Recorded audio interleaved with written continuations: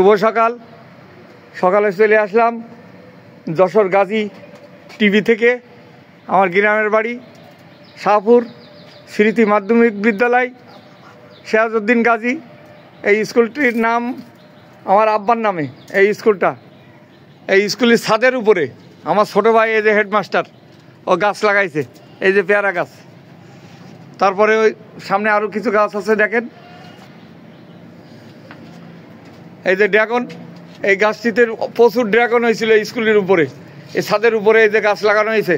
আর যে চুইঝাল, চুকনগর বলে না, চুইঝাল খুলনাতে চুইঝাল, সাতক্ষীরায় চুইঝাল, এই যে স্কুলের উপরে এটা আলুর মতন হয়। এই যে কি পরিমাণ হয়েছে দেখেন চুইঝাল।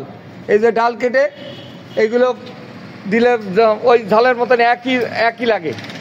দেখেন কি পরিমাণ হয়েছে। আর এই যে মালটা হয়েছিল, এটা এই গাছটিতে প্রচুর মালটা হয়েছিল। এই যে আরেকটা চুইঝাল, হ্যাঁ, আরও আরেকটা মালটা গাছ, মোট 2টা মালটা গাছ এখানে আছে। এই যে হেডমাস্টার সাহেব এদিকে তাকান।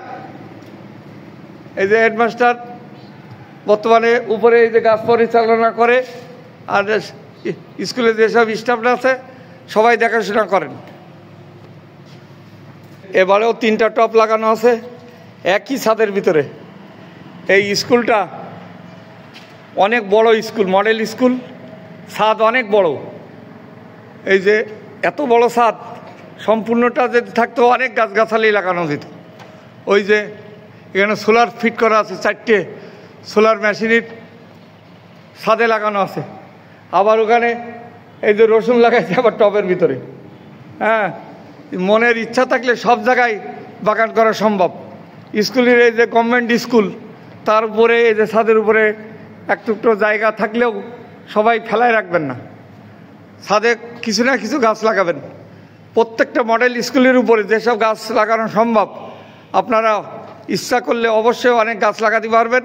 তাই আমার যশোর গাজী টিভি যদি পছন্দ হয় আপনারা বেশি বেশি শেয়ার করবেন, কমেন্ট করবেন, পাশে থাকা বেল আইকনটা বেঁধে দেবেন। আসসালামু আলাইকুম।